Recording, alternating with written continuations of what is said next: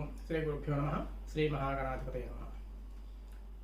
మనందరికీ తెలుసు 33 కోట్ల దేవతలు అని శాస్త్రాలు చెప్తున్నాయి.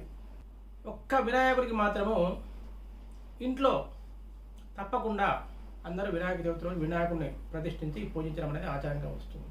మరి ఏ దేవతా స్వరూపానికి లేనటువంటి ప్రత్యేకత ఒక వినాయకుడికి మాత్రమే ఎందుకు? ఒక వినాయక చవితికి మాత్రమే వినాయకుడిని ఇంట్లో పెట్టుకుని పూజించడం ఏంటి? అలా రాముడిని చేయట్లేదు, కృష్ణుని చేయట్లేదు, ఇంకొకరిని ఎవరిని చేయడం లేదు. ఒక వినాయకుడికి మాత్రమే ప్రత్యేకత ఏంటి అంటే వినాయకుడికి మనకి ఏదో ఒక అవినాభావ సంబంధం ఉన్నది.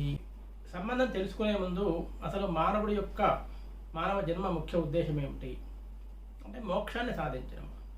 మిగతా ఏ జంతువులకి కూడా మోక్షాన్ని పొందే అర్హత లేదు. ఎందుకంటే అవి ఎలా జన్మిస్తాయో అలాగే మరణిస్తాయి.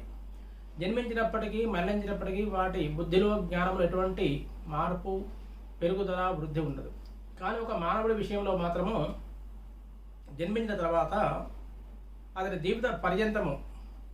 జీవితము పూర్తి అయ్యేసరికి జ్ఞాన సంపద పెరుగుతుంది, బుద్ధి పెరుగుతుంది, తెలివితేటలు పెరుగుతాయి. అతను అనుభవించేటువంటి కర్మ ఫలాలు పూర్వజన్మ కర్మల వల్ల అనుభవించిన ఈ జన్మలో చేసుకున్నటువంటి కర్మ ఫలాల వల్ల కూడా పూర్వజన్మ పాపాలు నశిస్తాయి. పుణ్యాలు సంపాదించుకుంటాడు, జ్ఞానాన్ని సంపాదించుకుంటాడు. ఆఖరికి మోక్షాన్ని సాధించడానికి అర్హత కలిగిన జన్మ మానవ జన్మ. అందుకే ప్రతి మానవులు పాటించవలసిన పురుషార్థాలు 4 చతుర్విధ పురుషార్థాలు: ధర్మము, అర్థము, కామము, మోక్షము.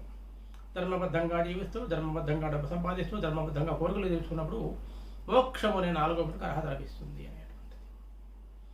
మోక్షం అనే 4వ మెట్టుకు అర్హత లభించాలంటే మొట్టమొదలు ఏ పురుషార్థం దగ్గర మానవుడి జీవితం ప్రారంభం కావాలి? ధర్మంతో ప్రారంభం కావాలి. కానీ ప్రస్తుతము నడుస్తున్నది కలియుగం. కలియుగంలో ధర్మం ఒక పాదం మీద మాత్రమే నడుస్తుంది. కలిపురుషుడు ధర్మాన్ని నడవకుండా చేస్తూ ఉంటాడు. అది కలిపురుషుడి లక్షణము. అందుకే మంచి వాళ్ళకి కష్టాలు వస్తాయండి, భక్తులకు కష్టాలు వస్తాయండి అని వింటుంటాం. ఎందుకు?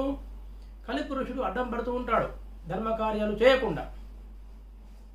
మరి ధర్మకార్యాలు చేయకుండా ఉంటే మరి మోక్షానికి అర్హత ఎలా లభిస్తుంది? ఒకవైపు ఏమో ధర్మకార్యాలు చేయకుండా కలిపురుషుడు అడ్డం పడతాడంటున్నారు, ఒకవైపు ఏమో మోక్షము సాధించడానికి మానవ జన్మ మాత్రమే ఉపయోగము అని. మరి ఈ రెండింటికి ఎలా అంటే ధర్మాన్ని పాటించాలి. ధర్మాన్ని పాటించేటప్పుడు కలిపురుషుడు అడ్డం పడ్డప్పుడు ఆ ధర్మము పాటించడానికి విఘ్నం ఏర్పడుతుంది. ఆ విఘ్నాన్ని భగ్నము చేసేవాడు వినాయకుడు. అందుకే విఘ్నేశ్వరుడు అన్నారు. విఘ్నాలకు ఈశ్వరుడు. విఘ్నము అంటే ఆటంకము. ఏదైనా ఒక సంకల్పము చేద్దాము అనుకున్నప్పుడు సంకల్పానికి వికల్పము కలిగేదాన్ని ఆటంకము అంటాము. అటువంటి వికల్పాన్ని తొలగించేవాడు విఘ్నేశ్వరుడు, విఘ్నాలకు ఈశ్వరుడు. అంటే విఘ్నేశ్వరుడి అనుగ్రహం కనుక ఉంటే ఎటువంటి ఆటంకం ఉండదు. శ్రేయాంసి భవ విఘ్నాని అని ఒక శాస్త్రం. శ్రేయాంసి ఏదైనా శుభం చేయాలి, మంచి చేయాలి అంటే దానికి బహు విఘ్నాలు ఏర్పడతాయి అని ఒకటి ఈ పదవర్థం. శ్రేయాంసి బహు విఘ్నాని. మరి మంచి పనులు చేస్తేనే కదా పుణ్యం లభించేది, పుణ్యం లభిస్తేనే కదా మోక్షానికి అర్హత లభించేది. కాబట్టి అటువంటి విఘ్నము తొలగించాలి. విఘ్నం తొలగాలి కాబట్టి విఘ్నేశ్వరుని పూజించడం వల్ల, విఘ్నేశ్వరుని ఆరాధించడం వల్ల, విఘ్నేశ్వరుని అనుగ్రహం వల్ల మనకి అటువంటి ఆటంకాలు తొలగి మనము ఆచరించేటువంటి పుణ్యకార్యాలు, శుభకార్యాలు, ధర్మకార్యాలు ముందుకు సాగుతాయి. వివిధ నాయకులకి నాయకుడు వినాయకుడు అన్నారు. విగత నాయక వినాయక అని. అంటే తనపై ఎవరూ నాయకుడు లేనివాడు. అంటే విఘ్నాలకు ఈయననే నాయకుడు, తనపై విఘ్నాలకు వేరే నాయకుడు ఎవరూ లేడు. హీత సుప్రీం అథారిటీ. వినయతీతి వినాయక, ప్రజలకు మంచి వినయమును శిక్షణనిచ్చి చక్కగా పరిపాలించేటువంటి వాడు. విఘ్నేశ్వరుడు అంటే ఈశ్వరుడు అంటే ప్రభువు, తనపై మరో ప్రభువు లేనటువంటి వాడు. వివేకం హంతీతి విఘ్న హవా తస్య విఘ్నస్య నాయక అనేది. అంటే వివేకమును చంపేటువంటిది విఘ్నము. ఏదైనా ఒక పని చెయ్యాలి, సంకల్పం చెయ్యాలి, కానీ దాంట్లో సరి అయిన వివేకం లేకపోవడం వల్ల, ఆలోచన లేకపోవడం వల్ల మనకి ఆ సంకల్పం అనేది నెరవేరదు. అటువంటి ఆలోచనను భగ్నం చేసేది దాన్ని విఘ్నము అన్నారు. అట్టి విఘ్నాన్ని చంపేవాడు వినాయకుడు. తర్వాత మన విద్యుక్త ధర్మము, మానవుని విద్యుక్త ధర్మం ఏంటి? ధర్మాచరణము. మన విధి, ధర్మాన్ని ఆచరించడం విధి. తర్వాత ధర్మబద్ధంగా డబ్బు కోరికలు తోటి మోక్షానికి అర్హత లభిస్తుంది, మానవ జన్మ పరిపూర్ణమవుతుంది. మరి మోక్షాన్ని సాధించడానికి పొందడానికి భగవంతుడు ఇచ్చిన మానవ జన్మ ధర్మబద్ధంగా నడవడానికి, ధర్మబద్ధమైన విధిని నిర్వర్తించడానికి విఘ్నము ఏర్పరిచేవాడు కలిపురుషుడు. కలియుగంలో విఘ్నాలు ఏర్పడుతూ ఉంటాయి. ఈ విద్యుక్త ధర్మం ఏదైతే ఉందో ఆ విద్యుక్త ధర్మాచరణాన్ని భగ్నము చేసేదాన్ని విఘ్నము అన్నారు.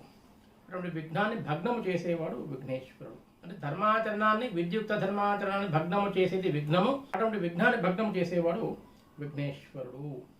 వక్రాన్ క్రూరాన్ విఘ్నాన్ తుండ ఇది వక్రతుండ అని. అంటే క్రూరములైనటువంటి విఘ్నములను నశింపజేసేటువంటి వాడు విఘ్నేశ్వరుడు. ఒక ఆటంకం ఏర్పడింది. ఆటంకాన్ని ఖండాలుగా అతను దాన్ని తీసేసి తొలగించి, మన విఘ్నాన్ని తొలగించి తన భక్తుని మనోరథాన్ని సఫలం చేసేవాడు విఘ్నేశ్వరుడు. అలా ఏ శుభకార్యం చెయ్యాలన్నా, ఏది చెయ్యాలన్నా విఘ్నేశ్వర పూజ అందుకే ఏర్పడింది. అంటే ముందుగా విఘ్నేశ్వరుడు కనుక అర్చించి పూజించిన తర్వాత మనం ఏ శుభకార్యం చేసినా కూడా ఆ శుభకార్యానికి ఎటువంటి ఆటంకాలు రావు అనేటువంటిది. అది వినాయకుడికి మనకి ఉన్నటువంటి ఒక అవినాభావ సంబంధం. ఇక వినాయకుడు విఘ్నాల్ని ఏ విధంగా తొలగిస్తాడు? వినాయక పూజలో ఇంట్లో ఉన్నటువంటి మన పిల్లల చేత, బాలుల చేత వినాయకుడి దగ్గర పూజ చేయిస్తాము. ఎందుకు మరి? పెద్దవారితో పాటు పిల్లలు కూర్చుంటారు, మీరు కూర్చున్నారు, నేను కూర్చున్నా. చిన్నప్పుడు ఇప్పుడు కూడా కూర్చోబెడుతున్నాము. మరి ఏదో రామ కళ్యాణమో, సీతా కళ్యాణమో, రుక్మిణి కళ్యాణమో, వెంకటేశ్వర కళ్యాణమో చేస్తే వాళ్ళు కూర్చొని చేయరే. కానీ ఇక్కడ మాత్రం వాళ్ళు కూర్చొని వాళ్ళ చేత చేయించడము, ఆ పలకలు, బలపాలు, పుస్తకాలు పెట్టడము, కుంజీలు తీయించడము, ఇదంతా ఉంటుంది. అంటే మరి వినాయకుడి దగ్గర ఈ పిల్లలను కూర్చొని పూజ చేయించడంలో ఉన్న ఆంతర్యం ఏమిటి? ఈ విఘ్నాలను విఘ్నేశ్వరుడు ఏ విధంగా తొలగిస్తాడు అనేదాన్ని మరో వీడియోలో మనము తెలుసుకునే ప్రయత్నాన్ని చేద్దాం. మీకు కనుక ఈ వీడియో నచ్చినట్లుంటే అందరికీ షేర్ చేయండి, లైక్ చేయండి, కింద కామెంట్ పెట్టండి, ఛానల్ని సబ్స్క్రైబ్ చేసుకోండి. ధన్యవాదాలు.